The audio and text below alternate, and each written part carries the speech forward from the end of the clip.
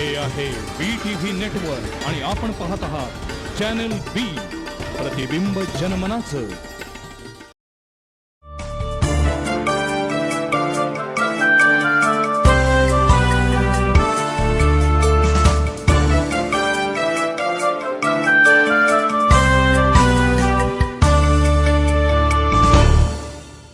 नमस्कार. संवाद प्रतिवाद या आमच्या विशेष कार्यक्रमामध्ये आपल्या सगळ्यांचं मनापासून स्वागत. सध्याचं युग हे 21व्या शतकातलं युग आहे. या शतकामध्ये आपण अनेक नवनवीन विज्ञानाचे शोध लावलेले बघतोय, अनुभवतोय. खरं तर या युगाला काही जण संगणकाचं युग म्हणतात, काही जण धावपळीचं युग म्हणतात आणि अनेक जण ताणतणावाचंही युग म्हणतात. प्रत्येकालाच काही ना काहीतरी हवंय, त्यामुळे जो तो धडपडतोय, पळतोय, संघर्ष करतोय. आणि मग एक वेळ अशी येते की हे सगळं कशासाठी, आपण हे सगळं घेऊन कुठे जाणार आहोत असा प्रश्न आपल्याला पडतो. पण तो क्षण मात्र, पुढच्या क्षणी पुन्हा एकदा आपण आपल्या स्वप्नांच्या मागे धावायला लागतो, अगदी ऊर फुटेस तोपर्यंत. पण मग कधीतरी शांतपणे बसल्यानंतर असा विचार करावासा वाटतो की आपण हे सगळं घेऊन नेमकं कुठे जाणार आहोत. आणि मग अशा वेळी जर माणूस अंतर्मुख होऊन खरोखर विचार करायला लागला तर त्यातनं जे काही प्रश्न पडतात त्या प्रश्नांची उत्तरं शोधण्याचा, मिळवण्याचा आज मी प्रयत्न करणार आहे. त्यासाठी आज पुन्हा एकदा आमच्या स्टुडिओमध्ये आम्ही बोलवलेलं आहे डॉक्टर नम्रता जोसेफ यांना. नमस्कार. खरं तर काही दिवसांपूर्वी किंवा काही महिन्यांपूर्वी नम्रता मॅडम आमच्या स्टुडिओमध्ये आल्या होत्या. त्यांचा एक एपिसोड आम्ही केला होता आणि त्याच्यानंतर कोल्हापूर जिल्ह्यातल्या अनेक प्रेक्षकांनी आम्हाला आवर्जून त्यांचा नंबर विचारला, त्यांना कॉन्टॅक्ट केला त्या लोकांनी. आणि मला वाटतं आता कोल्हापूर जिल्ह्यातील अनेक लोक तुमचे पेशंट आहेत. मला सुरुवातीला तुम्हाला विचारायचंय, तुम्ही खरं तर रेकी तज्ञ म्हणून आहात. तर रेकी ही मुळात कला आहे, साधना आहे, वैद्यकीय उपचार आहे की मंत्रतंत्र आहे? मंत्रतंत्र नाही, रेकी ही साधनाही आहे. कारण ध्यान साधना हे त्याचं मूळ कारण, जसं गेल्या कार्यक्रमामध्येही मी सांगितलेलं की मूळतः तुम्हाला ध्यान साधक किंवा ध्यान साधना ही करावीच लागते. रेकी ही उत्तेजित केली जाते किंवा तुम्हाला अट्युनमेंट, जसं मी सांगितलेलं, दीक्षा दिली जाते आणि त्या दीक्षेमध्ये तुमच्या 7 चक्रांवरती कार्य केलं जातं. आणि ही ऊर्जा आहे, आपण एक ऊर्जाच आहोत. आता तुम्ही म्हणला विज्ञान युग, पण हे विज्ञान युग आलं कुठून आहे? विज्ञानाचा, मी असं म्हणणार नाही विज्ञानाचा शोध, विज्ञान हा शब्दच, म्हणजे विश्वाचं ज्ञान. तर हे विश्वाचं ज्ञान आपण अर्जित केव्हा करणार? जेव्हा स्वतःबद्दल आपल्याला ज्ञान असेल, म्हणजे अध्यात्म, आधी आत्म. आता अंतरिक्ष या शब्दाचा अर्थ काय? ज्याला आपण अंतराळ म्हणतो. अंतराळ, अंत म्हणजे पाहता पाहता, आणि रिक्ष, इक्ष, खरं इक्ष येते म्हणजे दिसत जाणारा. अच्छा. म्हणजे तुम्ही जेवढ्या खोलवर जात जाणार तेवढा तो तुम्हाला दिसत जाणार. नाही, पण आता एकीकडं विज्ञानवादी कार्यकर्ते असतात, त्यांचं म्हणणं असतं की देवाला रिटायर्ड करा किंवा देव ही संकल्पनाच मुळात नाहीये, देव अस्तित्वातच नाहीये. देवाचं अस्तित्व आहे का नाही? मग देवाचं अस्तित्व आहे आणि आज हे अस्तित्व विज्ञानाने पण मान्य केलेलं आहे. वैज्ञानिक या सगळ्या गोष्टींवरती मी असं म्हणेन की शोध करतायत. रादर अजून देवत्वाचा शोध लागलेला नाही, पण ते अस्तित्व नक्कीच आहे.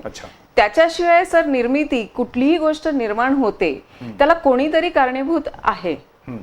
कोण? हा, आज आपण तिथपर्यंत पोहोचलेलो नाही. आपलं ज्ञान, उलट मी असं म्हणेन की आपण प्रगती केली, पण मला असं वाटतं की आपल्या पूर्वीच्या जनरेशन्सनी खूप जास्ती प्रगती केलेली. नाही, आपल्याकडे भारतीय संस्कृतीमध्ये अनेक दाखले आहेत. बरोबर. त्यावेळेला म्हणजे आपल्या अणु ऊर्जेपेक्षा अधिक प्रभावी ऊर्जा होती, अधिक वेगवान प्रवासाची, दळणवळणाची साधनं होती. नक्कीच. पृथ्वी गोल आहे हे शोध लागला, अपोलोसनी लावला असं म्हटलं जातं. पण वराह म्हणजे विष्णू अवतार, ह्यांनी जेव्हा पृथ्वी वाचवली पाण्यातनं, तर त्या शिंगांवरती तो गोल आकाराचीच पृथ्वी दाखवली गेलेली आहे. म्हणजे त्यावेळेस ही त्या पृथ्वीचा आकार हा गोल आहे हेच समजलं जायचं किंवा हेच मानलं जायचं. मग आज आपण फक्त शोधतोय सर, आपण शोधक आहोत. अच्छा. पण मग रेकी हा जो आपला मूळ विषय होता, त्या रेकीमध्ये माणसाच्या आतली जी ऊर्जा आहे ती ऊर्जा चेतवण्याचं काम केलं जातं. हा, ती चेतवण्याचं काम केलं जातं किंवा तिला उत्तेजित करण्याचं काम केलं जातं. आज एखादी वस्तू आपण घरी आणून ठेवली आणि तिला वापरली नाही तर काय होतं? ती कालांतरानं हळूहळू ती सडत जाते, कुजत जाते, गंज चढत जातो आणि ती नष्ट होत जाते, कार्यक्षमता कमी होते. Very good. तर तेच आज मानवाबरोबर झालेलं आहे. आज तुम्ही मला प्रश्न विचारा, हरकत नाही, काही प्रॉब्लेम नाही. कारण अनेक लोकांच्या मनातले जे काही प्रश्न आहेत, शंका आहेत, नक्कीच. आणि सर्वसामान्य माणूस आता इतक्या स्वतःच्या रोजच्या विवंचनेमध्ये आणखीन काळजीमध्ये बुडलेला असतो, त्याला सगळ्याला कुठेतरी शांतता हवी असते, नक्कीच. पण ती शांतता मिळत नाही. आणि मग त्यातून तो कधी बुवाबाजीकडे जातो, कधी तो दैवत्वाच्या मागे लागतो, तर कधी त्यातून तो हिंसक सुद्धा बनतो. ही सगळी जी या कारण आहेत प्रवृत्ती त्याच्यामध्ये आहेत ना? सगळ्यात महत्वाची म्हणजे जे सुरुवातीला म्हटलं की मनशांती. मनशांती म्हणजे काय? मनशांती म्हणजे समाधान, जे तुमच्याकडे आहे त्याबद्दल असलेलं समाधान.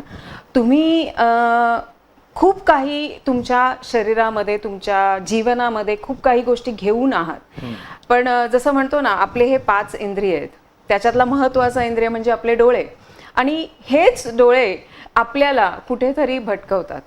मी असं सरळ स्पष्ट म्हणते, कारण ध्यान साधनेमध्ये सर्वात महत्वाचं म्हणजे आपले 5 इंद्रिय, म्हणजे आपण शांत करतो किंवा ते बंद करतो. सर्वात आधी तर डोळे बंद केले जातात. का? कारण बाहेरची दृष्टी बंद झाली तेव्हाच ही दृष्टी आतमध्ये जाईल, आत जाणं. म्हणून मी मगाचा शब्द घेतला अंतरिक्षही. म्हणजे कुठेही विज्ञानही जे गोष्ट सांगतं, जोवर आपण आत जात नाही, पाहत नाही, स्वतःला पाहत नाही, दुसऱ्यांना पाहण्यापेक्षा स्वतःला पाहत नाही, तोपर्यंत आपल्याला विज्ञानाचाही शोध लागणार नाही सर. पण तुम्ही आता जी पंचेंद्रिय उल्लेख केला त्यामध्ये डोळे असतील, नाक असेल, आहे, कान असतील, आहे. त्वचा असेल, हो. हे सगळे दृश्य माध्यमामध्ये आणि ज्याला संवेदनशीलता कळतात असे आपले सगळे बरोबर. इंद्रिय अवयव आहेत. अगदी. मन हा नेमका काय प्रकार आहे? तो अवयव आहे, ते इंद्रिय आहे, आणि त्याचं नेमकं स्थान शरीरात कुठे आहे? मन हा प्रकार अवयव नाही आहे. हार्ट म्हणजे मन म्हटलं की लोकांना वाटतं हार्ट. अजिबात नाही. मला असं वाटतं की हृदय आणि मेंदू हे 2 वेगवेगळे अवयव आहेत, हा, it is आणि only a मनामध्ये part, या organs. दोन्हीचे कदाचित त्याच्यातनं येणाऱ्या चेतना म्हणजे मन असेल. नक्कीच. मन ही ऊर्जाच आहे. जसं सोल किंवा आत्मा म्हणतो, या आत्म्याला चालवणारी ही ऊर्जा आहे. पुन्हा एक कन्फ्युजन असं आहे की आत्मा आणि मन हे वेगळं आहे. वेगळं आहे. आत्मा हा तुमचं ऊर्जा आहे, ज्याच्यामुळे जीव म्हणतो, शिव आणि जीव. जो परमात्मा म्हणतो तो शिव, आणि जीव म्हटला की तो आपला आत्मा. ह्या जीवाशिवाचं पण मिलन असतं, आणि त्याला मिलन करून देणारा हा गुरु असतो. म्हणून दीक्षा हा प्रकार मानला जातो. कारण तुमच्या मधली ही जी ऊर्जा आहे, ही उत्तेजित करण्याचं काम तुम्हाला गुरु, म्हणजे तुम्हाला ज्ञान मार्गावर नेणं, तुम्हाला सन्मार्गावर नेण्याचं काम हा गुरु करतो. म्हणून गुरु हा तुमच्या आयुष्यामध्ये असलाच पाहिजे. त्या व्यतिरिक्त आता जो तुम्ही जसा प्रश्न मला केला की ही जी ऊर्जा, मन म्हणजे काय, तर हे मन जिथे आत्ता जसं आपण उल्लेख केला, स्वप्न पाहतो, त्या स्वप्नांना आपण विचारात उतरवतो. हे विचार कुठून निर्माण होणार? त्या मनातनं. आपण एखादी त्या विचारातनं मग कृती करतो, त्या कृतीतनच एखादा परिणाम निर्माण होतो.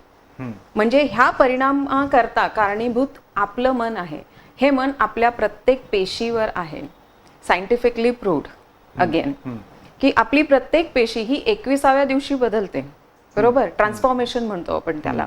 म्हणूनच एखादी सवय बदलायची तर 21 वेळा जर एखादी गोष्ट केली आपण, म्हणून 21 वेळा जप किंवा 21 आवर्तन म्हणतो, म्हणजे 21 अक्षराचा किंवा अंकाचा जो संकल्प आहे किंवा जो संदर्भ आहे तो बिंबवणं. कुठे बिंबवलं जातं? तुमच्या प्रत्येक पेशीवर बिंबवलं जातं सर. नाही, पण मला सांगा की मनामध्ये विचारांची उत्पत्ती होते असं आपण म्हणतो. नक्की. पण विचारामध्ये सुद्धा 2 भाग आहेत, म्हणजे सत्कृत्य, दुष्कृत्य, किंवा सत्विचार, असत्विचार. तर हे सत किंवा असत कसं ठरतं? म्हणजे एखाद्या माणसाला चोरी करावीशी वाटणं, एखाद्या माणसाला गुन्हा करावासा वाटणं, एखाद्या माणसाला चीड किंवा राग उत्पन्न होणं, द्वेष, मत्सर, असूया यांनी तर सगळं जग आता भारलं गेलेलं आहे. षड्रिपू म्हणून सोडून देतो, आणि जो तो म्हणतो आम्ही सर्वसामान्य माणूस आहे, आम्ही संत नाही.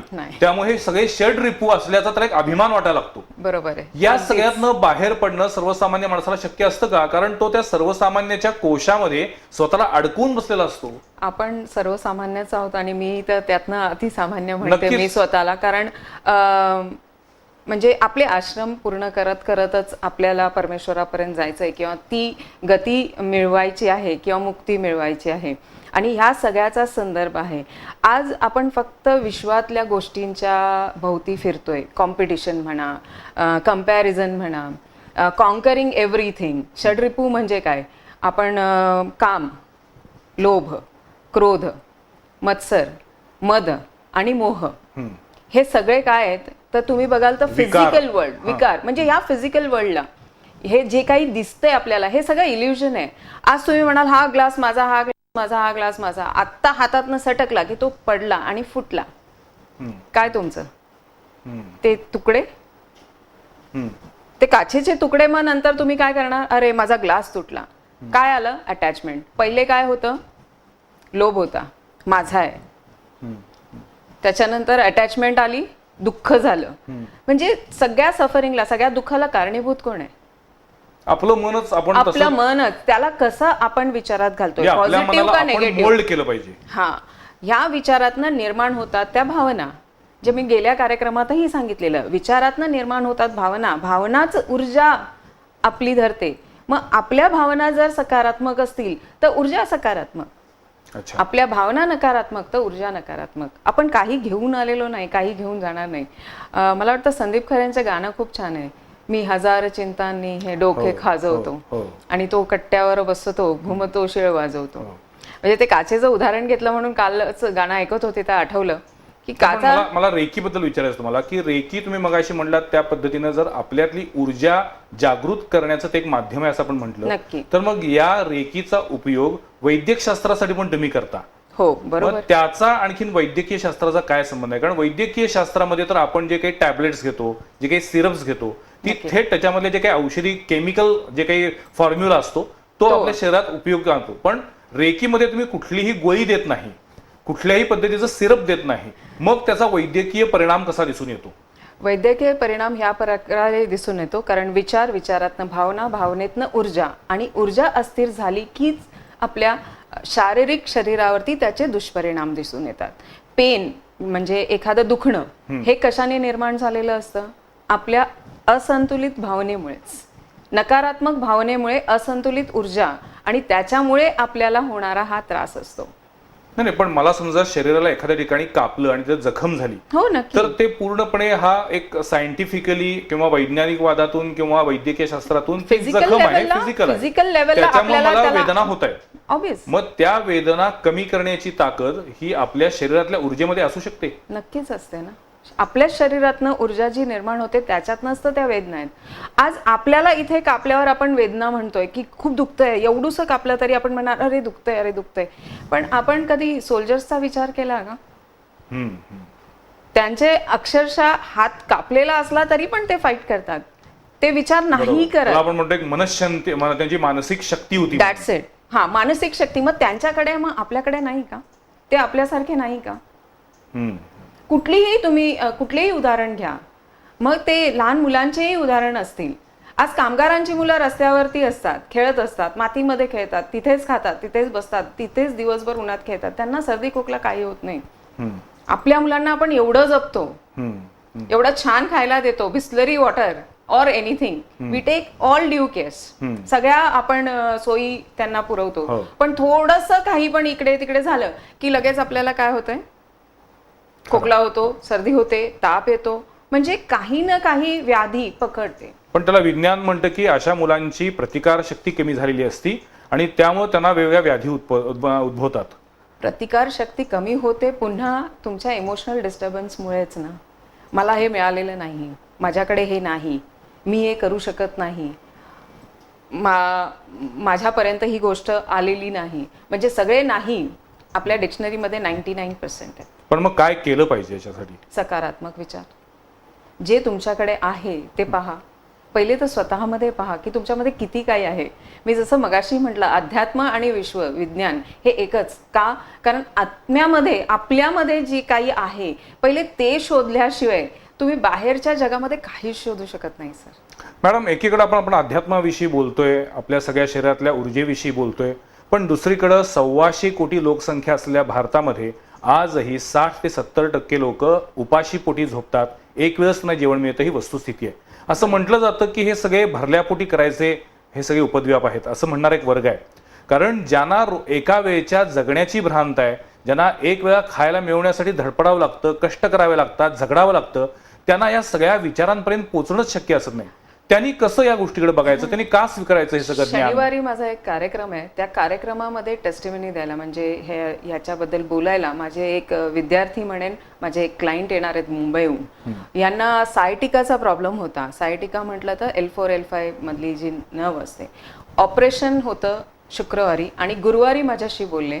मी म्हटलं मी ट्रीटमेंट करेन, पण तुम्हाला बाहेर येऊन माझ्या क्लिनिकला येऊन भेटावं लागेल. आम्ही फिजिकल ट्रीटमेंटला नाही म्हणत नाही सर, पण त्यांना तेवढी ऐपत नव्हती की ते ऑपरेशन करू शकत होते, तेवढा खर्च करण्याची. म्हणून त्यांना मनच नव्हतं की मी हे ऑपरेशन करावं. पण 15 दिवस ते बेडवरनं उठू शकत नव्हते. तुम्ही आता जे बोललात तर एक टायमाची खाण्याचीही मारामारी होती त्या लोकांची. माझं एकच त्यांना उत्तर होतं, तुम्ही पहिले माझ्याकडे या, आपण बघू, मला तुमची केस बघू द्या. केस बघितल्यानंतर 1-1.5 महिन्याची ट्रीटमेंट. उद्या ते येणार आहेत इथे, म्हणजे शनिवारी पुढच्या इथे असतीलही ते कोल्हापूरमध्ये, की स्वतःचा अनुभव सांगणार आहे. ते आज गर्वाने सांगतात की त्यांनी हा विचार सोडलेला आहे. आजही खाण्याची मारामारी आहे, आजही त्यांच्याकडे पैशाचे प्रॉब्लेम आहेत, पण आज तुम्ही ती फॅमिली बघाल, मुलगा 10वीला आहे आणि नवरा बायको अगदी आनंदाने आहे. पण मला आता तुम्हाला पर्सनली विचारायचंय की तुम्ही जेव्हा या पद्धतीनं रेकीची शिबिरं घेता किंवा रेकी विषयी लोकांना शिकवता किंवा वैद्यकीय उपचार करता, तेव्हा त्याच्या मागे तुम्ही फी घेताच. हो, नक्कीच. पण ह्याच्यामध्ये तुम्ही असं विचार करता का की तुम्ही हे सगळं कशासाठी करताय, मग तुम्हाला काय नेमकं घेऊन जायचंय? समाधान. पण मग समाधान मिळवत असताना त्याच्यासाठी पैशाची गरज काय? मग समाधान मिळवत असताना पैशाची गरज एवढीच आहे, कारण मला 1 किंवा 2 लोकांसाठी नाही करायचंय. आज मी मुंबईहून इथे आली तर मला कोणी फ्री ऑफ कॉस्ट मुंबईहून इथपर्यंत. पण मग जेवढ्या तुमच्या गरजा आहेत त्या गरजा भागतील इतपत पैसा तुम्हाला हवाय की अजून त्याच्यामधनं तुम्हाला तुमचं करिअर करायचंय? हे करिअर नाहीये सर. माझं करिअर असतं तर माझा प्रोफाईल एवढा मोठा आहे की करिअर मी इंजिनियर म्हणूनही केलं असतं and into education also. पण करिअर हा भागच नाहीये माझ्या आयुष्याचा. हा माझ्या आयुष्याचा, आपण जसं पुरुषार्थ म्हणतो किंवा goals, purpose in life. So that purpose in life is something to give others. मी हा प्रश्न एवढ्यासाठी आपल्याला विचारला होता की अनेकांना आपण नेमकं का जगतोय, कशासाठी जगतोय याचंच उत्तर सापडत नाही. माझं हे उत्तर अगदी फर्म आहे. 8 वर्षापूर्वी वडिलांनी ज्या वेळेस मला सांगितलं की आता समाजाला द्यायला सुरुवात कर, खूप काही आहे तुझ्याकडे, आणि तेव्हापासूनच मी, त्यानंतर वडील वारले पण त्यानंतर मी माझं कार्य सुरू ठेवलेलं आहे. आणि आयुष्याने एवढे प्लस मायनस म्हणू शकतो किंवा अडचणी म्हणा आणि चांगले दिवस दोन्हीही दाखवलेले आहेत. त्यामधनं एकच शिकले की मला मार्ग मिळाले, पण असे माझ्यासारखे कित्येक आहेत ज्यांना हे मार्ग मिळालेले नाही आहेत. मला ब्रेकवर जायचं, पण त्यापूर्वी मला विचारायचंय की हे जे काही अडचणीचे दिवस आणि चांगले दिवस बघायला मिळालेले आहेत ते दाखवतो कोण? दाखवतो कोण? पुन्हा तोच परमेश्वर. मग त्याच्यामध्ये परमेश्वर दाखवतो की तुमच्यातली ऊर्जा तुम्हाला तसे सकारात्मक, म्हणजे ज्यावेळी अडचणीचे दिवस तुम्ही बघितलेत त्यावेळेला तुमच्यातली ऊर्जा कमी झाली होती का? मग नाही, that is a learning phase. म्हणून मी नेहमी म्हणते ह्या डिफिकल्ट फेजला take it as an opportunity phase. अच्छा, म्हणजे तुमच्यासाठी एक नवीन काहीतरी क्षेत्र उघडतंय, तुमच्यासाठी काहीतरी एक चांगली गोष्ट पुढे होणार आहे. मी खूप प्रवास करते आणि खूप वेळेस प्रवास करताना मला निसर्ग बघायला आवडतो आणि माझ्या मोबाईल्समध्ये किंवा माझ्या कॅमेरेमध्ये त्याचे फोटोज भरपूर असतात. ढगांच्या मागणं येणारे किरणं मला फार आवडतात. मला वाटतं एनर्जीचा सगळ्यात दृश्य माध्यमातला स्रोत म्हणून तुम्ही त्या फोटोंकडे बघत असाल. मला असं वाटतं की आपण संवाद प्रतिवादच्या या माध्यमातून आजवर अनेक लोकांशी बोललेलो आहे, चर्चा केलेली आहे. पण आज पुन्हा एकदा डॉक्टर नम्रता जोसेफ यांना बोलवण्याचं कारण हेच आहे की ज्या लोकांच्या मनामधल्या शंका आहेत, माझ्या मनातले जे काही प्रश्न आहेत, या सगळ्याचं कुठेतरी उत्तर शोधण्याचा हा प्रयत्न आहे. पण त्यापूर्वी तुम्हाला सगळ्यांना प्रश्न पडला असेल की या डॉक्टर नम्रता जोसेफ आहेत तरी कोण, त्यांचा बायोडाटा काय आहे, हे आपल्या स्क्रीनवर आधी बघूया आणि मग त्यानंतर घेऊया एक छोटासा ब्रेक. पाहत राहा संवाद प्रतिवाद.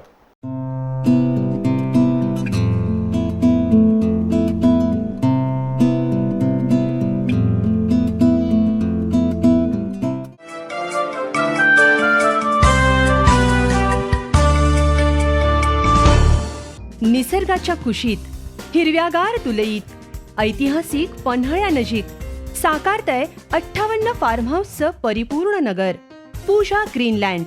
1, 2 आणि 3 BHKचे 700 ते 1,500 चौरस फुटांचे स्वतंत्र आणि ट्विन फार्म हाऊसेस. ताणतणाव, धावपळ, दगदग, प्रदूषण, गोंगाट यापासून दूर, निसर्गरम्य वातावरणात आधुनिक सोयीसुविधांयुक्त पूजा ग्रीनलँड मधील तुमचं फार्म हाऊस म्हणजे मनशांतीचं रिफ्रेश होण्याचं डेस्टिनेशन. पहिल्या फेजच्या पूर्ततेनंतर दुसरी फेज गतीनं पूर्णत्वाकडं. त्यामुळं बुकिंगसाठी उशीर करू नका. संपर्क पूजा बिल्डर्स अँड डेव्हलपर्स, भक्ती पूजा नगर, मंगळवार पेठ, कोल्हापूर. पहिले बाळडेणे माझ्या लेकीच्या पहिल्या सोनेरी पाऊल खुणा. प्रत्येक नक्षी हवी हवीशी खुलत जाईल आनंदात. हे तर माझंच मोठं होणं सुवर्णाच्या तेजात.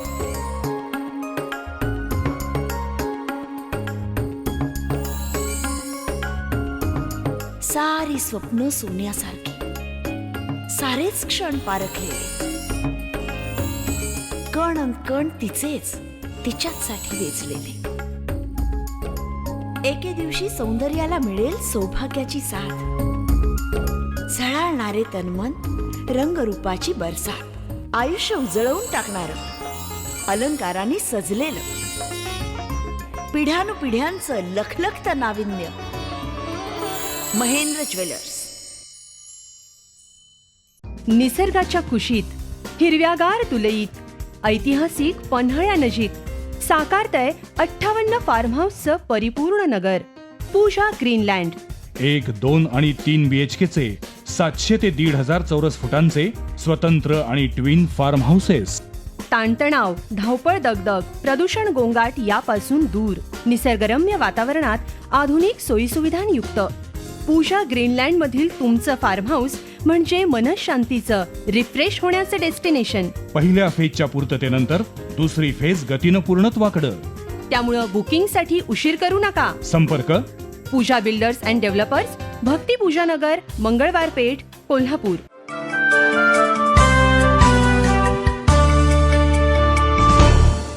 ब्रेक नंतर पुन्हा एकदा आपल्या सगळ्यांचं स्वागत. आज एका वेगळ्या विषयावरचा खऱ्या अर्थानं फक्त संवाद आहे, प्रतिवाद नाही आहे. अनेक गोष्टी ज्या अजूनही मानवाला उकललेल्या नाही आहेत त्याचा शोध घेण्याचा अनेक स्तरावरती प्रयत्न सुरू आहे. आपण तर खूप छोटी आणि लहान माणसं आहोत, पण सर्वसामान्य माणसाच्या मनात ज्या काही शंका आहेत, त्याला स्वतःबद्दल पडणारे जे काही प्रश्न आहेत, होतं काय की आपल्याला इतरांबद्दल खूप प्रश्न पडतात पण स्वतःबद्दल फार कमी प्रश्न पडतात.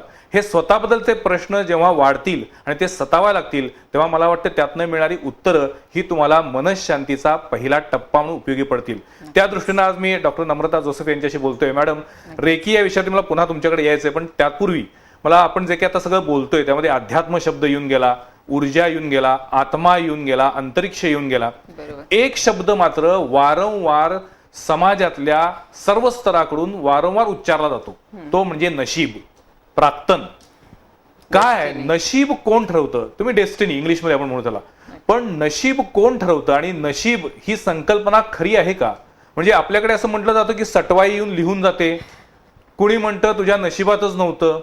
मग ते नशीब शोधण्याचे सुद्धा, किंवा नशीब शोधणं म्हणण्यापेक्षा नशीब बघण्याचे मार्ग, मग काय त्याच्यामध्ये हस्तरेषा आहे, कुंडली आहे, खूप काही आहे त्याच्यामध्ये. पण मुळात हे नशीब ही काय भानगड आहे? पुन्हा हा विश्व पूर्ण गोलच आहे आणि पुन्हा येतो आपण विचारातच. विचार म्हणजे असं म्हटलं जातं की पाप हे कर्मात नाही, कर्म म्हणजे कार्य केल्यानंतर नाही तर विचारांनी पण घडतं सर. म्हणजे हे सर्व कर्माचा भाग आहे. मग नशीब हा पण कर्माचाच भाग आहे, पण हे कर्म बदलणं ही तुमच्याच हातात आहे, हे दुसरं कोणाच्याच हातात नाही. जसं मगाशी मी उल्लेख केला की माझ्या आयुष्यात येणाऱ्या अडचणी असोत किंवा चांगले दिवस असो, मग जर अडचणीमध्येच मी गुरफटून राहिली असती तर आज कदाचित मी इथे नसते, मी या विश्वातच नसते. नाही, पण कर्म बदलणं आपल्या हातात असलं तरी सुद्धा तशी परिस्थिती निर्माण व्हायला पाहिजे ना. म्हणजे वीट भट्टीवरती काम करणाऱ्या कामगारांची मुलं पुन्हा त्याच वीट भट्टीवर काम करू लागतात. दारू हातभट्टीची दारू गाळणाऱ्यांची मुलं पुन्हा त्याच दारू भट्टीवरती काम करायला लागतात. आणि एखाद्याची पिढी ज्याची पेढी आहे सोन्या चांदीची, त्यांची मुलं त्या सोन्या चांदीच्या पेढीवर येऊन बसतात. मग याला पुन्हा एकदा तुमची जी काही म्हणतो आपण की मागच्या जन्माची प्राक्तनं किंवा त्याची फळं या जन्मात भोगायला लागली, असं काही असतं का मग ते सगळं? कारण कर्म बदलणार कसं मग तो? नाही, हे मान्य नाही ना की रिक्षा चालवणारा मुलगा हा रिक्षाच चालवणार किंवा वीट भट्टीवर काम करणाऱ्याची मुलं. नाही, याला अपवाद निश्चित आहेत, पण मी जे तुम्हाला उदाहरणं दिली. मग ती अपवाद केव्हा घडतात? जेव्हा एक वेगळा विचार येतो त्यांच्या आयुष्यात, मी हे सोडून काहीतरी वेगळं करणार, हम्म. हा विचारच आहे ना. मग त्याने त्याचं नशीब बदललंय का आपोआप त्याचं नशीब बदललंय? नाही, पुन्हा तोच मुद्दा आहे, विचारामुळे नशीब बदललं की नक्कीच. नशिबामुळे विचार निर्माण झाले? नाही, विचारांमुळे नशीब बदलतं. पण आता जसं क्वांटम फिजिक्सचा जो काही आज विश्वामध्ये अभ्यास चालू आहे आणि आम्हीही करतोय, DNA लेवलवर आज हिलिंग प्रोसेस होतात, चिकित्सा पद्धती होतात, तर त्याच अनुषंगाने की हे विचार कुठून आले, आता जो तुमचा प्रश्न आहे तोच आम्ही शोधतोय की नक्की हे विचार कुठून येतात आम्हाला. का मला हा विचार आला की नाही, मला या त्रासामध्ये नाही राहायचंय, मला ह्याच्यातनं बाहेर निघायचंय. विचाराचं मुळात उगमस्थान कुठलं आहे हा आणखीन एक मोठा मोठा प्रश्न. गूढ प्रश्न आहे. मोठा प्रश्न. म्हणजे मेंदू, हृदय की मन, विचार कुठून येतो? म्हणजे काही वेळेला आपण भावना प्रधान होतो, काही वेळेला आपण हिंस्त्र होतो. नाही, मनातनं विचार येतात आणि तुमची ब्रेन किंवा मेंदू ह्या त्याच्यावर कार्य करतो. It is only an activating organ, process होतं त्याच्यामध्ये. आणि हार्ट इज ब्लड सर्क्युलेशन, बाकी काही नाही आहे तिथे. आणि द्विधा मनस्थिती होते त्यावेळेला मन आणि मेंदू यांच्यात युद्ध सुरू असतं. यांच्यात युद्ध सुरू असतं तुमच्या सगळ्या सिच्युएशन्सला बघून. मी करू का नको करू, मी बोलू का नको बोलू, असं बोललं तर ह्याला काय वाटेल, असं केलं तर त्यांनी काय घडेल. तर ह्याच्यामध्ये एकच उत्तर आहे की हे कार्य तुला करायचंय तर बिनधास्त करायचं, आणि नाही करायचं तर तेही बिनधास्त नाही करायचं. बरं. कारण जसं मगाशी सांगितल्याप्रमाणे विचार आपलेच आहे, कृतीही आपलीच आहे आणि परिणामही आपलेच आहेत. म्हणून हा विचार करणं फार गरजेचं आहे की आपण काय विचार करतो. नुसता विचारच नाही, ज्यावेळेस हे विचार शब्दामध्ये बदलतात, असं म्हटलं जातं ना, म्हणजे बाण ज्यावेळेस कमानीतनं निघतो तो एक घाव करून जातो, पण तो घाव भरला जातो. पण शब्द जे मुखातनं निघाले ते जे घाव करतात ते कधीच भरले जात नाही. म्हणजे हे का, ह्या सगळ्या म्हणी किंवा ह्या सगळ्या गोष्टी का निर्माण झालेल्या आहेत? तुमच्या विचारांना सकारात्मक ठेवण्याकरता, तुमच्या विचारांना चांगल्या मार्गावर नेण्याकरता. जेवढे चांगले विचार असतील तेवढी चांगली कृत्य तुम्ही कराल, तेवढे चांगले परिणाम हे जगाच्या दृष्टीने नाही मोजायचे. पण मग त्याच्यासाठी चांगले विचार निर्माण होण्यासाठी तसं अवतीभोवतीचं वातावरण तसं पाहिजे आणि तशा पद्धतीची संगत पण हवी. सत्संग, तोच सत्संग. सत्संग म्हटलं तर नुसतं भजन कीर्तन करणारे हे नाही मी म्हणत. एक चांगल्या विचाराची लोक ज्यावेळेस एकत्र बसतात तो सत्संगच आहे. आणि हा आत्मा, purpose in life is what, ultimate purpose काय आहे? आज आपण जे पण काम करतो फक्त तुम्ही तुमच्यासाठी करता का? नाही, फक्त आपल्यासाठी काम करणारा एक वेगळा, वेगळी जमात, समाज वेगळाच आहे तो. परंतु आज सगळ्या माणसांना जे काही सतावतं ते म्हणजे वैयक्तिक सुखासाठी जो तो धावपळ करत असतो, तो त्या सुखाच्या मागच धावत असतो. सर, मी एक प्रश्न विचारेन, वैयक्तिक सुख आपल्याला किती जागा लागते राहायला? पण हा पुन्हा संतपणाचा विचार आला. एवढा मोठा विचार कोणी करतच नाही. नाहीतर मग या जगामध्ये कधी युद्ध झाली नसती, नाहीतर या जगामध्ये भांडणं झाली नसती, म्हणजे सगळीकडे आनंदी आनंद झाला असता.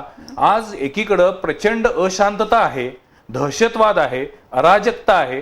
असं म्हणत असताना कॉम्पिटिशन आहे, स्पर्धेचं जग आहे, आणि स्पर्धा पण साधी नाही तर जीवघेणी स्पर्धा आहे. मग या सगळ्यामध्ये माणसाला जर मनशांती हवी असेल तर काय केलं पाहिजे? 5 टिप्स सांगू शकाल का आम्हाला? मनशांती हवी असेल तर आपल्याला सर्वात आधी स्वतःवर प्रेम केलं पाहिजे. आणि जसं स्वतःवर तुम्ही प्रेम करता तसंच दुसऱ्यांवरही प्रेम केलं पाहिजे. जसं आज आपण जगण्याची धडपड करतोय तशीच मला वाटतं सगळेच जण जगण्यासाठी. पण मॅडम, एक मिनिट इंटरप्ट करतो की या जगामध्ये बऱ्याचदा असं होतं की स्वतःवरती प्रेम करणारी माणसं खूप वाढलेली आहेत, आणि ती फक्त स्वतःवरती प्रेम करत असल्यामुळे आत्मकेंद्रित होतात आणि त्यामुळे त्यांना बाकीच्या सगळ्या गोष्टी तुच्छ वाटायला लागतात. मी सेल्फिश नाही म्हणत आहे.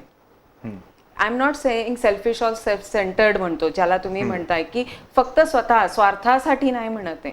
स्वतःवर प्रेम करणं म्हणजे आज माणूस जे काही आहे स्वतःमध्ये, जे काही आहे त्याच्यामध्ये, त्याच्याशी तो अजिबात सॅटिस्फाईड, संतुष्ट नाही. मला हे हवं, मला त्याच्यासारखं व्हायचंय, मला तसं व्हायचंय. तसं न करता तुम्ही जे आहात त्यामध्ये तुम्ही आनंदी व्हा, तुम्ही स्वतःमध्ये आनंदी व्हा. तुम्ही स्वतःच्या शरीराला लाड करा, प्रेम करा, चांगलं म्हणा. आपण म्हणतो नाही माझे डोळे चांगले नाही, मी दिसायला चांगला नाही, मी काळा आहे, मी गोरा आहे, मी असाच आहे, मी तसाच आहे, मग मला हे येत नाही, मला ते येत नाही. जर तुम्ही केलं तर तुम्हाला सगळंच येतं. ड्रॉइंगही काढू शकता तुम्ही, स्पोर्ट्सही खेळू शकता. It is not entitled to 1%. हे कोणाच्या एकाची देणगी नाहीये. हे प्रत्येकाने जर सवय लावली तर प्रत्येक जण प्रत्येक गोष्ट करू शकतो, पण आपण सवय नाही लावत. दुसरं सेल्फ एक्सेप्टन्स म्हणजे स्वतःला मान्य करणं जे आहे तसं. तिसरं जबाबदारी घेणं.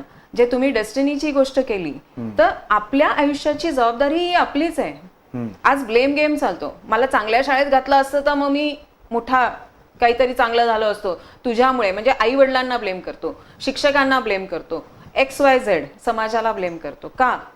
आज आपण काय करतो? आपली जबाबदारी काय आहे? ओके. आपण फक्त आपल्या पायापुरता विचार करतो. आपलं घर सोडून अर्धा किलोमीटर किंवा मी अर्धा किलोमीटर पण नाही, एक 50 फुटाची जागा पण साफ नाही करत. हे मी गेल्या वेळेसही बोलले होते की आपल्या आयुष्याची जबाबदारी आपलीच आहे सर. ओके. जर मला हे हवं आहे तर असंच दुसऱ्यांनाही आहे. म्हणून इवन बायबल म्हणा किंवा गीता म्हणा, जसं तुम्हाला हवं की दुसऱ्या लोकांनी तुम्हाला वागवावं तसं तुम्ही दुसऱ्याही लोकांना वागवा. सर्वात महत्वाचा मुद्दा फॉरगिव्हनेस, क्षमा करणं. आता कोणाला क्षमा करायची? तर ज्यांच्याबद्दल राग आहे, ज्यांच्याबद्दल प्रचंड चीड आहे, नाही, राग कोणाला आलेला आहे? शेवटी आपल्याला. मग क्षमा आपल्याला करायची आहे सर. आपली डेस्टिनी आपणच निर्माण केलेली आहे आपल्या गतकर्मांनी म्हणजे गतविचारांनी. मग हे गतविचार जोपर्यंत मी सोडत नाही तोपर्यंत तीच घटना माझ्या आयुष्यामध्ये घडत राहणार. म्हणून मला क्षमा करायचंय, मला स्वतःला, माझ्या विचारांना आणि त्याच्यानंतर दुसऱ्यांना. आणि ज्यावेळेस मी दुसऱ्यांना क्षमा करते त्यावेळेस मी त्यांच्यावर उपकार करत नसते तर मी स्वतःवर करते. नाही, तुम्ही म्हणताय हे मॅडम सगळ्या लोकांना, अनेकांना माहिती आहे. पण काय आहे, शिवाजी जन्माला यावा पण तो शेजारच्या घरी. त्यानुसार तुम्ही म्हणताय सगळेजण मान्य करतील. हे खूप आदर्शवादी विचार आहेत. त्यामुळे ते कसे आचरणात आणायचे हा सगळ्यात मी महत्त्वाचा मुद्दा परिणाम असतो. सांगते की जर आपण दुसऱ्याला माफ केलं नाही किंवा स्वतःला माफ केलं नाही तर ह्या घटना सतत आपल्या आयुष्यात घडणार. ज्यावेळेस आपण दुसऱ्या व्यक्तीला माफ करत नाही त्यावेळेस काय करतो माहिती? आपण सतत त्या व्यक्तीचा विचार करतो. सतत त्या व्यक्तीने आपल्याला काय केलंय, ह्यानी असं केलं, ह्याने तसं केलं, ह्यानी माझं नुकसान केलंय. म्हणजे आपण तो वेळ जो कॉन्क्रीटली, प्रोडक्टिव्हली दुसऱ्या गोष्टींसाठी वापरू शकत होतो, दुसरा विचार करू शकत होतो, त्या जागी सतत मी विचार काय करते? माझं नुकसान झालंय, माझा अपमान झालाय, माझं हे झालंय, माझं ते झालंय, समथिंग निगेटिव्ह. बरोबर? म्हणजे तुम्ही आयुष्यामध्ये काय बोलवताय? पुन्हा नकारार्थी भावनेतून पुन्हा येणारं दुःख नक्कीच आणि निराशा. नक्कीच. म्हणजे पुन्हा तुम्ही आयुष्यामध्ये तीच घटना, तसेच दुःख आणि तशीच निराशा बोलवत आहात. तुम्हीच बोलवत आहात. म्हणजे यातनं बाहेर कसं यायचं? हा, जर तुम्ही क्षमा नाही केली एखाद्याला तर ह्या गोष्टींमुळे ऍड्रिनल मधनं जे ऍड्रिनलिन फॉर्म होतो. क्षमा करणे म्हणजे त्या व्यक्तीला विसरून जाणे की त्या व्यक्तीच्या चुकांसह त्याला स्वीकारणे? येस, चुकांसह स्वीकारणं. पण मुळात चूक ही खूप सापेक्ष कल्पना असं वाटत नाही तुम्हाला? मी- म्हणजे मला जे चूक वाटते ते तुम्हाला बरोबर वाटत असतं आणि तुम्हाला जे बरोबर वाटते ते मला चूक वाटत That असतं. is आणि what- तिथून पहिल्यांदा भांडणाची उत्पत्ती होते. नक्कीच नक्कीच. त्यामुळे चूक किंवा बरोबर हे कोण ठरवणार मग? मी आता तेच गोष्ट सांगणार होती की हा दृष्टिकोन आहे. जर आता एक 10 गॉगल्स आपण आणले, yellow colour, blue colour, green colour, तुम्हाला वेगळा आवडेल, मला वेगळा आवडेल. नाही, तुम्हाला जर मी येलो कलरचा गॉगल घालायला दिला, पिवळ्या कलरचा, तुम्हाला हे विश्व कसं दिसेल? पिवळं. बरोबर. आणि तो नाही, मी सांगणार मी हिरवा घातलाय, मला हे विश्व हिरवं दिसतंय. तुम्ही म्हणणार नाही, हे विश्व पिवळंच आहे. बरोबर कोण? म्हणजे ज्यांनी जो चष्मा चढवलाय त्याला ते विश्व तसंच दिसतं. पण मग कुठल्याही रंगाचं विश्व न दिसता ते ओरिजिनल रंगाचं दिसावं, ते निर्भय असावं, ते धूसर असू नये यासाठी तो चष्मा काढायचा. पण तो काढायचा कसा हे लोकांना समजत नाही अजून. त्याचेच टेक्निक्स आम्ही शिकवतो सर. अच्छा. आणि फॉरगिव्हनेस टेक्निक्स आहेत, कार्मिक रिलीज टेक्निक्स आहेत, हे मेडिटेशन टेक्निक्सच आहे. शेवटी तुम्हाला अंतर्मनात गेल्याशिवाय दुसरा पर्यायच नाही. कारण हे सगळा साठा कुठे आहे तर तो आपल्याच अंतर्मनामध्ये आहे. या भावना कुठून उत्पन्न होतात? का मला एखाद्या व्यक्तीला बघितल्यावर राग यावा? कारण त्या व्यक्तीची तुलना मी कुणाच्या बरोबर तरी करते आणि ती घटना आधी घडलेली असते माझ्या आयुष्यामध्ये. पण म्हणजे तुम्ही जे म्हणताय हे सगळे पुन्हा योगा, ध्यानधारणा, प्राणायाम हे सगळे एकमेकाशी निगडीत विषय आहेत. एकमेकाशी निगडीत आहे, फक्त नावं वेगळी आहेत. शेवटी सगळ्यांचं कार्य होतं हे ऊर्जा. जसं हे फिजिकल बॉडी आहे तसंच आपली एनर्जी बॉडी म्हटली जाते, एथरिक बॉडी म्हटली जाते. आणि शेवटी एनर्जी नसली, ऊर्जा नसली तर हे फिजिकल शरीर काहीच कामाचं नाही.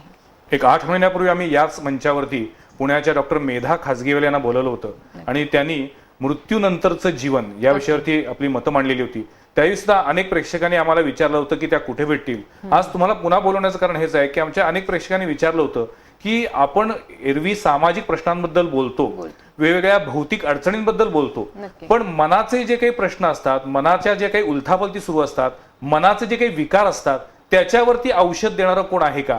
तर मला आता तुमच्या बोलण्यात असं वाटतंय की तूच आहेस तुझ्या जीवनाचा शिल्पकार. नक्की. हे खरं त्यातलं आहे. point. म्हणजे तुम्ही ज्या पद्धतीनं स्वतःच्या मनामध्ये विचार आणता आणि ज्या पद्धतीनं ते सगळं स्वीकारता, बरोबर आहे. त्याच्यातनं आपली कृती घडत जाते. पण आता या सगळ्या ह्याच्यामध्ये शेवटी एक वेळ अशी येतीच की माणसाला औषधांची गरज असते. नक्की. तो शारीरिक दृष्ट्या आजारी पडतो.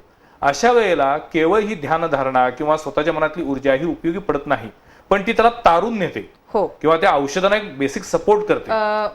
त्याला सपोर्ट करते किंवा त्या गोष्टींना रेस्पॉन्स देण्याकरता जास्ती लवकर रेस्पॉन्स द्यायला सुरुवात करतात. माझ्याकडे सर सगळेच क्लायंट आहेत, पेशंट नाही म्हणत आम्ही, कारण पेशन्स ठेवणं म्हणजे पुन्हा सबुरी ठेवा, होईल काय होईल ते पुढे, तसं न म्हणता ही एक आपणच निर्माण केलेली गोष्ट आहे, आपणच निर्माण केलेली दूषित ऊर्जा आहे आणि ही आपल्यालाच काढायची. जोपर्यंत ह्या विचारांना बदली केलं जात नाही तोपर्यंत त्या औषधांचाही परिणाम होत नाही. कित्येक वेळेस मी उदाहरण देते, आपण एक पेन किलर खातो, आपल्या शरीरात खूप डोकं दुखतंय आज म्हणून मी पेन किलर खाल्ली आणि त्याच वेळेस माझे पायही दुखत असतात सर, पण मी ती पेन किलर घेतली, खूप डोकं दुखतंय विचार करून ती पेन किलर खाल्ली, पाय दुखायचे नाही थांबत, फक्त डोकं दुखायचं थांबतं. काय कारण? ते तर केमिकल आहे ना, ते सगळीकडे गेलं ना. पुन्हा ती एक मानसिक आपली जी काही मनातली आंदोलन सुरू असतात की डोकं दुखायसाठी मी औषध घेतलेलं आहे आणि आता इफेक्ट झाला. हा, मग ती मानसिकता पुन्हा आपलीच आहे, आपणच ठरवतो. आपल्या जवळ येणारी लोक, आपल्यापासून लांब जाणारी लोक, ह्या सगळ्यांसाठी कारणीभूत जग नाही, सिच्युएशन्स नाही, इच्छाशक्ती आपली स्वतःची. म्हणजेच आपण जे म्हणतो की राजकीय इच्छाशक्तीचा अभाव आहे, तसं वैचारिक इच्छाशक्तीचा पण आपल्यामध्ये अभाव असतो. माझा वेळ संपत चाललाय, पण तत्पूर्वी मला तुम्हाला विचारायचंय, येत्या शनिवारी म्हणजे 31 तारखेला 31 मेला डॉक्टर नम्रता जोसेफ यांचा कोल्हापुरामधील देवल क्लब या ठिकाणी एक मोफत खुला कार्यक्रम आहे. त्या कार्यक्रमाचं स्वरूप काय आहे? त्या कार्यक्रमाचं स्वरूप असं आहे, त्याचं नाव आहे हेच आयुष्य, या रंगवूया. आयुष्य हे प्लेन कॅनव्हास सारखं आहे. जन्मापासून, मी असं म्हणेन जन्माच्या आधीपासून, गर्भात असल्यापासून विचारांची सगळी सांगड घेत घेत आपण त्याला रंगवलेलं आहे, पण न कळत नको असलेल्या रंगांनी पण रंगवलेलं आहे, जी आपल्या आयुष्यामध्ये नको आहेत अशी रंग भरपूर त्या कॅनव्हासवर आहेत. तर आमचा हा प्रयास आहे की हे सगळे रंग काढून, कारण काढण्याची टेक्निक आहे जी मी आत्ताच सांगितलं फॉरगिव्हनेसवर, ती काढून आपल्याला जी रंग हवी ती घ्या. माझं असं म्हणणं आहे की आपला प्रत्येक क्षण मोलाचा आहे. या क्षणानंतर पुढच्या क्षणाला आपण आहोत की नाही हे कोणीच सांगू शकत नाही. मग हा क्षण जगा, live for now, not for present also, नाव.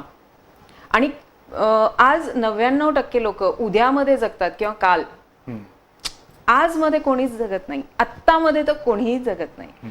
आत्तामध्ये जगा, त्याचा आनंद घ्या, तुमच्या समोर जे आहे त्या गोष्टी करा. पण मग तुमच्याकडे जेव्हा एखादा पेशंट म्हणत नाही, तुम्ही क्लायंट म्हणता, तो क्लायंट येतो त्यावेळी त्याच्या मनामध्ये काही काळजी असेल, त्याला काही मानसिक दृष्ट्या तो नैराश्याच्या गर्तेत असेल किंवा त्याला काही व्याधी असेल, त्याला काही आपल्या करिअर बद्दलचे प्रश्न असतील, आपल्या मुलाबाळांबद्दलची काळजी सतावत असेल, तर तुम्ही सुरुवात कशी करता? त्याच्या मानसिक आधार देऊन, त्याला मेंटली स्टेबल करून, काउन्सिलिंग करून आणि मग नंतर तुमच्या बाकीच्या रेकीच्या उपचारातून काय करता? सुरुवात प्रोसेस काय आहे तुमची? माझी प्रोसेस अशी आहे की मी हिप्नॉटिझमही करते, म्हणजे समूहनशास्त्राचा आम्ही वापर करतो, ज्याच्यामध्ये आपल्या अंतर्मनामध्ये जाण्यासाठी काही टेक्निक्स वापरले जातात आणि माणूस खरेपणानं बोलायला लागतो. खरेपणानं आता तसं म्हणायला गेलं तर तुम्ही घाबरवून टाकाल लोकांना की म्हणजे हिप्नॉटिझम मध्ये मी खूप काही नक्कीच खरेपणानं, म्हणजे तुमच्या अंतर्मनामध्ये ज्या भावना लपलेल्या आहेत त्या बाहेर पडतात. खूप काळ आपण ध्यान साधना केल्यानंतर ह्या क्षेत्रामध्ये ह्या स्तरावर पोहोचतो.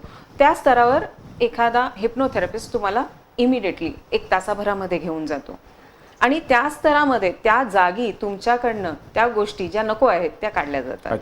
ग्राफोलॉजी म्हणजे अक्षरशास्त्र एक दुसरा एक पर्याय आहे माझ्याकडे. तुमच्या अक्षरामध्येही तुम्ही लपलेला आहात. म्हणजे आपले सगळे पर्सनॅलिटी ट्रेट्स, आपण काय आहोत हे आपल्या अक्षरावरनं तंतोतंत सांगता येतं. आणि बरं. अक्षरांची ठेव म्हणून कोणत्याच दोन व्यक्तींचं अक्षर कधीच सर एकसारखं नसतं. बर. फॉर्जिंग पण आपण त्याच ह्याच्याने पकडतो. अच्छा. म्हणजे कोणाचीही सही कोणीही मारू शकत नाही, कारण त्याच्यामध्ये भरपूर टेक्निक्स आहेत ज्याच्यावर आपण इमिडिएटली फक्त हात लावूनही पकडता येतं. अच्छा, म्हणून स्वाक्षरी किंवा सहीला इतकं महत्व आलं. येस. ओके. एक सही बदलल्याने सर मी कित्येकांचं आयुष्य बदललेलं आहे. बर. तर तो एक भाग आहे, रेखीशास्त्र एक भाग आहे, किंवा ॲक्युप्रेशर. मग त्या व्यक्तीला नक्की कसली गरज आहे त्या अनुषंगाने आपण जातो. आपण वास्तू, ॲस्ट्रॉलॉजी, न्यूमरोलॉजिस्ट म्हणजे हे तज्ज्ञ आहेत माझ्या मेटा सोल्युशन या ऑर्गनायझेशनमध्ये. मग जर तसे काही क्लायंट्स असले तर तसंही आपण त्यांना काउन्सिलिंग करतो. येत्या शनिवारी म्हणजे 31 मेला डॉक्टर नम्रता जोसेफ यांचा कोल्हापुरामध्ये मोफत कार्यक्रम आहे. त्याच्यामध्ये जर कुठलाही कमर्शियल अप्रोच असता तर मी आज त्याचं इथं डिक्लेअर केलं नसतं, कारण त्यांचा तो मोफत कार्यक्रम आहे.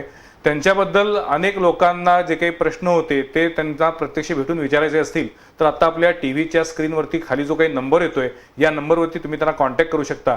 पण आज अजूनही माझ्या मनामध्ये अनेक प्रश्न येत आहेत, पण वेळेचं बंधन आहे आणि शेवटी मगाशी म्हटलं त्या पद्धतीनं काळ काम वेगाचं गणित लक्षात ठेवूनच या जगात आपल्याला वावरावं लागतं आणि ते चांगले विचार कायम मनामध्ये राहिले पाहिजेत. या दृष्टीनं आपण अधिक कसे प्रयत्न करू शकू याच्याबद्दल पुन्हा एकदा त्यांना आपण काहीतरी बोलूया. पण आज आमच्या स्टुडिओमध्ये येऊन त्यांनी कमी वेळामध्ये खूप काही माहिती दिली आणि एक प्रकारे शांत करण्याचा जो काही प्रयत्न केला आहे त्याबद्दल मी त्यांचे मनापासून आभार मानतो. पुढच्या सोमवारी पाहायला विसरू नका आणखीन एका विषयावरील चर्चा संवाद प्रतिवादमध्ये.